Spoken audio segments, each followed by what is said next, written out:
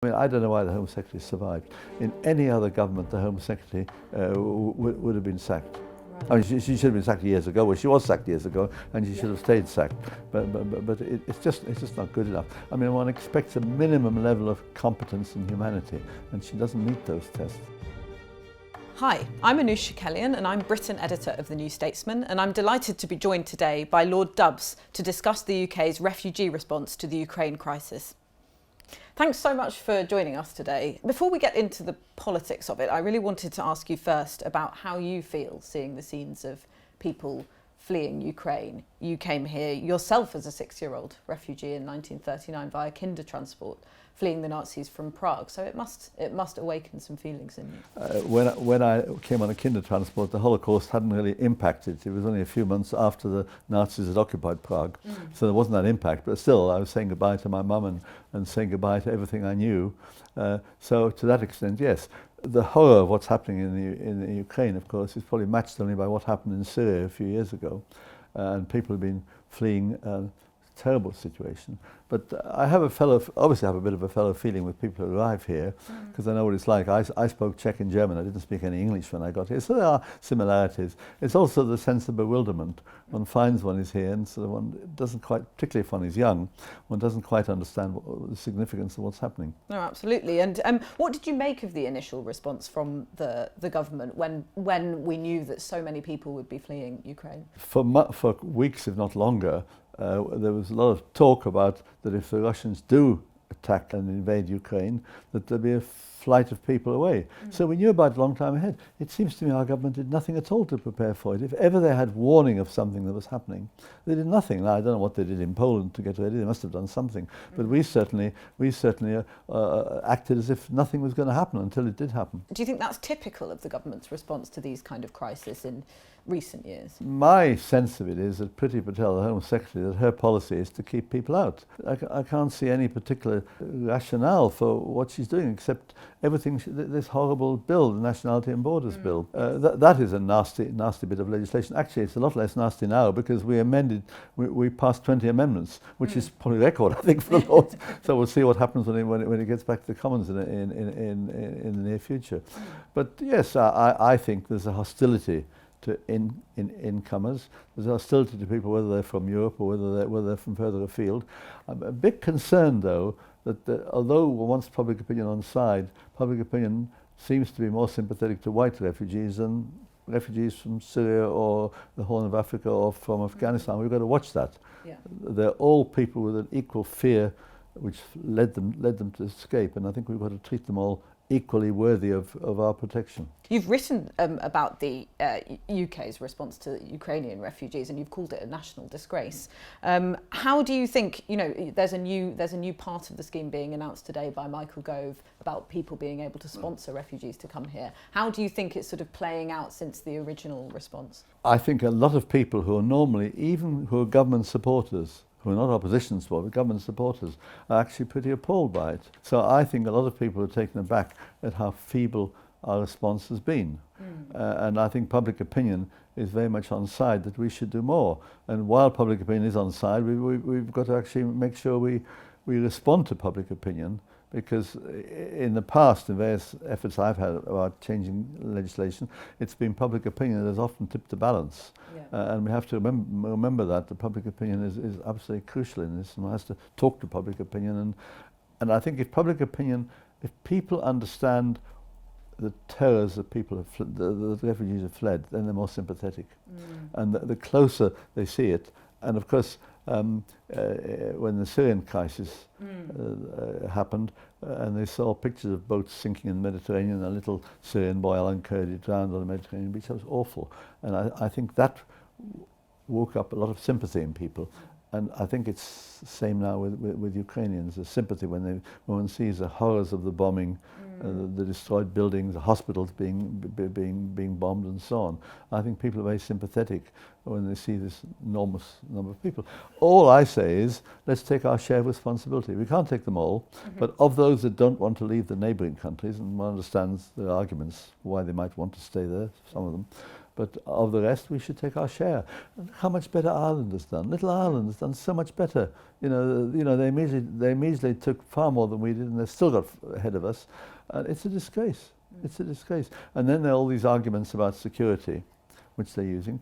And I'm not sure that women, given the men have stayed behind in most cases, I'm not sure that women with children represent the biggest security threat to Britain. The Irish are quite relaxed about it. The Taoiseach was on television at the weekend, and he seemed quite relaxed about the security implications, and I think so are the other countries. So I don't know why we have to be so uptight about it. And do you think it's incompetence, or it is that hostility that you spoke about earlier? Well, I think the Home Office has managed to combine incompetence and hostility in about equal measure, which is an awesome combination. Yeah, there's quite an element of incompetence in how we deal with refugees. Look, and then they said, get a visa.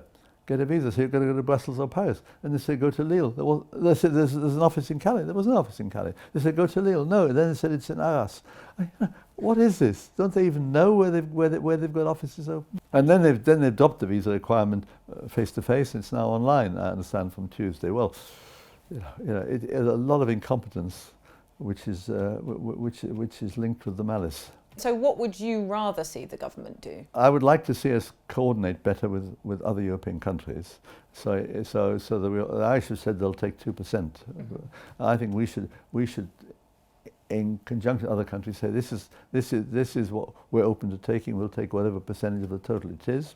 Then I think we should move faster, particularly on family reunion, which could be done easily, but it's not just family reunion. No. I think we should make sure we give some priority to vulnerable people, and we have a proper non-bureaucratic way in which they can apply and get here, instead of making it so difficult for them. I mean the hurdles and the long forms they're asked to fill in and so on, and they need biometric stuff. People who flee a war for their lives don't always come along with biometric data and stuff like that. So there's been a total insensitivity, which is embarrassing. Nationally embarrassing. And we saw similar during Afghanistan last summer, and people are still being made to pass biometric tests there, even though there's no way of accessing it. Well, they can't get biometric data in Afghanistan. No, another fiasco. And then how do they get out? And I'm getting desperate emails from people in Afghanistan. Somebody passed my email address on. The people are begging, can we please, we're in danger. Women who are judges, our lives are in danger, we're in hiding, can you not help us? And then if they do get out, there's no proper system whereby they can get here. So it's just appalling. I mean, I don't know why the Home Secretary survived. In any other government, the Home Secretary would have been sacked. Right. I mean, she should have been sacked years ago. Well, she was sacked years ago, and she should have stayed sacked. But it's just not good enough. I mean, one expects a minimum level of competence and humanity, and she doesn't meet those tests. You've had experience of dealing with the Home Office over the bringing child refugees over from Europe, for example. I mean, what is it like trying to do business with the Home Office, particularly under Priti Patel? Well, it wasn't always Priti Patel, of course. It was Theresa May and then Amber Rudd, and then Priti Patel, although Priti Patel is worse. Well, it's battling one's head. It's interesting, though. When I had my First Amendment, when I was going through the system, or trying to go through the system, I had government ministers who came up to me and said, keep going with your amendment. And I said, but you're not supposed to say that to your government minister. They said, no, keep going. So there was some sympathy in government, which was masked by the official policy. So it was a bit complicated. And I know that one or two government ministers actually tried to help behind the scenes when they couldn't be helpful. So I'm not trying to make them out to be good people. Their policies have been awful, but there has been within government a little bit of sympathy, but not in the influential positions, I'm afraid. Right. So what it's like is beating one's head against a brick wall. Okay. And then, of course, when I got the amendment through, my second big amendment, which was one about family reunion. This was the Dublin Treaty, the EU treaty. And the point about that was that when we left the EU, that would die. So I got an amendment in the 2017 legislation saying the government should continue to negotiate so that the family union Dublin provisions would continue. And that passed in 2017, and then they took it out in 2019, and they showed me everything was okay, but no problem. They would get children over here anyway. And they summoned me to a meeting, if you want a light touch to this, summoned me to a meeting here in the palace. And there were 3 government ministers, 7 officials, including one from the Cabinet Office, and there was me. just fair odds. Right, yeah. Anyway, and they were trying to browbeat me. And, you know, and I said to the immigration minister, who's now the Northern Ireland secretary, I said to him, this is not good enough. And he said, don't you trust me? So I looked him in the eye and I said, personally, I do, but I don't trust the government. Right. Anyway, I said, you might not be in your job in a few weeks' time. And he wasn't. He was transferred to, promoted to Northern Ireland. So, you know, this was all an attempt to beat me down. And when we got the figures out, we found that for last year, the first year post, you know, the no Dublin Treaty anymore, about three family reunion cases happened. 3, 4, I think, something, absolutely nothing. No, nothing from France, and I think 2 from Greece and one other one. So absolutely hopeless. So whatever they said, they're not doing it, and we challenge them on it, and they're just not doing it. And then they say, but then they quote figures, and the figures are very partial. It's selective statistics. And then they talk about the ones people that have come across the channel in dinghies. Yes. Now, that's appalling, dangerous, awful thing to happen. But we've said there have to be safe and legal routes. But ironically, the numbers are lower than they were of the people got on the back of lorries. But of course, from the point of view of filming, they are more visible in a dinghy than they are in the back of a lorry, where they're dumped down somewhere away from Dover. So, and then the majority of those get refugee status anyway. Yeah. So it's all a total farce. If it weren't so tragic, it's a farce. Right, okay. And I'm sure you remember the time when John Reid said that the department wasn't fit for purpose. I do. In fact, I was chatting to him only the other day about things. And if ever that phrase applied, it applies more now than when he used it at the time. Okay. I'm sure there's some very principled, good people in the Home Office, but the net effect is that they're handling these things very badly. Someday the truth will come out, but something pretty messed up is happening. Yes, and you mentioned you've been voting on recent amendments to the Nationality and Borders Bill, which would criminalise refugees coming in. Well, of course, the bill's a lot better now because we passed 20 amendments, which I think is a record. Yeah. And now, of course, they'll try and reverse those. And maybe some of the inherent contradictions will enable the Commons, with some Conservative support, to let those things stay in. I mean, for example, when they say, and they've been said it consistently now for a long time, that refugees should claim asylum in the first safe country they reach. Well, that means nobody from Afghanistan could ever claim asylum here, and nobody from Ukraine could ever claim asylum here, because there's no way of getting here except overland. So it's a ridiculous thing. So on the one hand, they give us some legislation which says you've got to claim asylum in the first safe country, while at the same time they acknowledge that's not possible with the Ukrainians. So you know, I think they should have dropped the asylum that bill altogether, or leave our amendments in. If they leave the 20 amendments in, maybe it isn't quite such a bad bit of legislation. That's what I was going to ask you. Do you get a sense that the arithmetic in the Commons is changing slightly because of the real life example of how this legislation? Well, when my first amendment some years ago, 2016, 2017. The arithmetic in the Commons was much more favourable. They didn't take many people to rebel, so that's why the government eventually accepted my first amendment, and then eventually accepted the second one as well. Well, I don't know. It's hard to get a measure of it. Sometimes when I've watched the Commons, it's the people in the red wall seats who are the most hostile to it.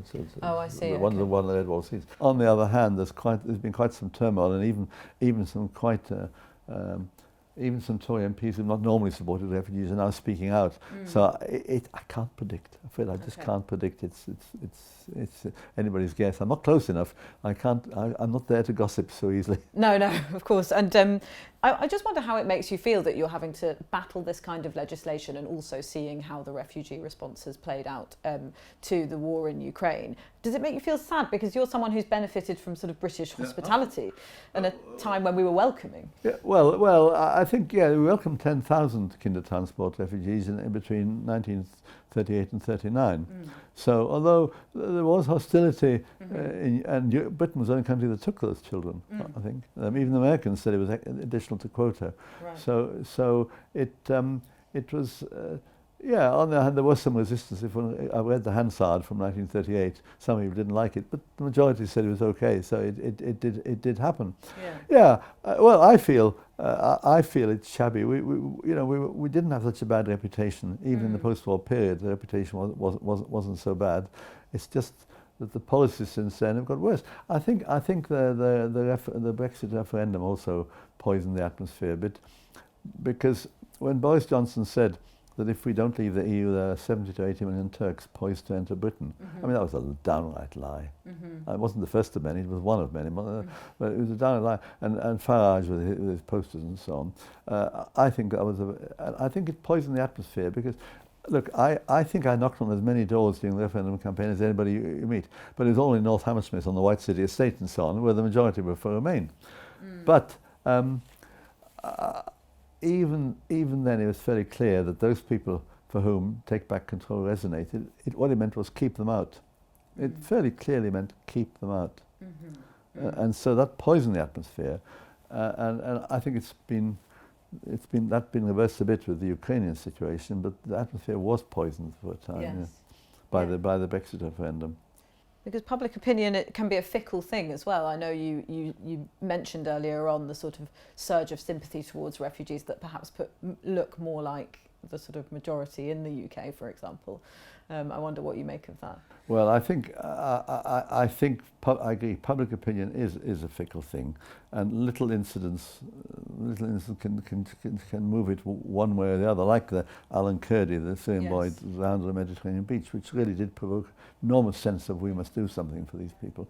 Yeah, I think public opinion is fickle, and therefore we've got to keep engaging with public opinion, hopefully, so public opinion stays a bit on side. The difficulty is that when the political leaders of a country are against refugees, it's very hard to persuade public opinion to keep sympathetic. I think that there needs to be some lead shown, and when there's no lead shown, it's quite difficult for public opinion then to quite know which way to go. And of course, there's the other factor. If I can digress to Calais, can I? Yes. Well, the first time I went to the jungle in Calais, only half had been cleared. This was in 2016, and there was terrible conditions there. Shopping street down the middle, and in that shopping street, the refugees had built, of course, or put up. There were tear gas canisters and rubber bullets. To which I said, "What are they for?" And they said, "Well, the then French government was worried about the National Front. The National Front was quite strong in the Calais area, so they want to show how tough they were." And I said, "Well, you don't defeat fascism by behaving like the fascists." That was pretty depressing, and they're still treating them badly. The ones who are now sleeping under tarpaulins under the trees near Calais, they still complain how the French police are hassling them. Now, you can argue about police forces here and police forces there, but I'm just quoting basically what they said to me. Right. But anyway, but the point is that the refugee issue in Europe, you said public opinion was fickle. Yes, because the extreme right-wing parties have exploited refugee opinion. It's happened in the National Front in France. It's happened in Germany, where Angela Merkel was undermined. Yeah. Maybe the present German government is going to recover from that. In Italy, Hungary was always hostile. I mean, their policy was, we're not interested in refugees, and they're not our concern. We're only interested in white Christians. So now, so that explains change in policy, and in Poland. So I think there's always a danger that extreme right-wing parties do exploit the situation, so which is an added reason why we've got to keep public opinion on side. When we argue with Priti Patel around, one doesn't need fascist parties. She's doing it, but anyway, whether that's true or not, I just think it's an irony. I was a local councillor in Paddington on a Tory-controlled Westminster City Council, and we put, when the Ugandan nations came, we put a number of Ugandan Asian families at the top of our housing list, which caused a lot of argument as to we were undermining people who've been waiting. However, we did it. Both parties were split on the issue. We did it. And to think we stuck our necks out like that, so Priti Patel's four parents or grandparents could get here. I mean, talk about pulling up the drawbridge when you're here. That's a digression. No, but it's really interesting, thank you. And I wonder how you feel Labour's response has been, because they've sort of stopped short of campaigning for visa-free access for Ukrainians. I wonder if you think that they should be calling for that. Well, I have a lot of time for Yvette Cooper. I think she's very good. She's been very good consistently, and some of the things I've done have been in consultation with her, and in fact with her advice. So I have a lot of time for Keir Starmer.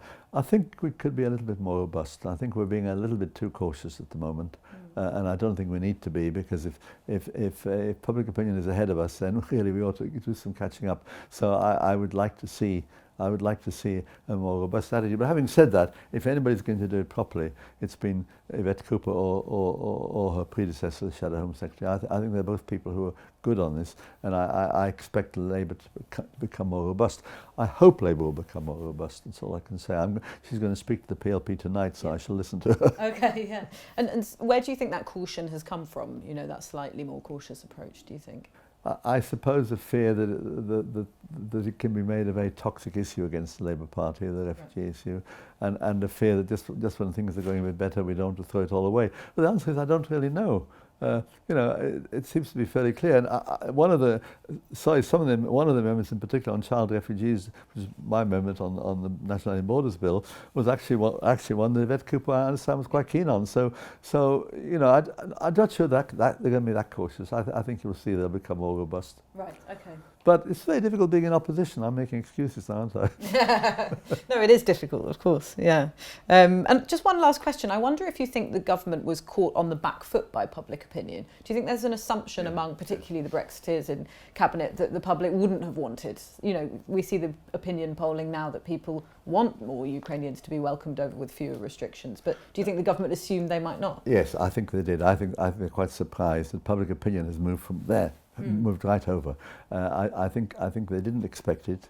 I think they were caught by surprise by the whole issue.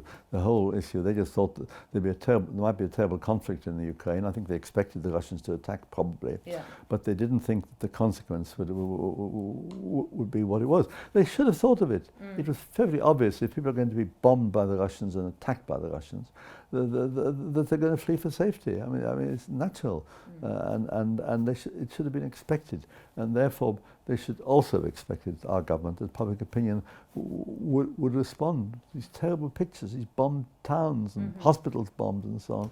They would expect public opinion to respond. So they were caught totally napping on this one. Thank you very much, Alf. Thanks for your time. Yeah. Well, thank you for your interest, and delighted to have had a chance to discuss these issues. Thank you so much. If you enjoyed that interview, you could subscribe to our YouTube channel to see more.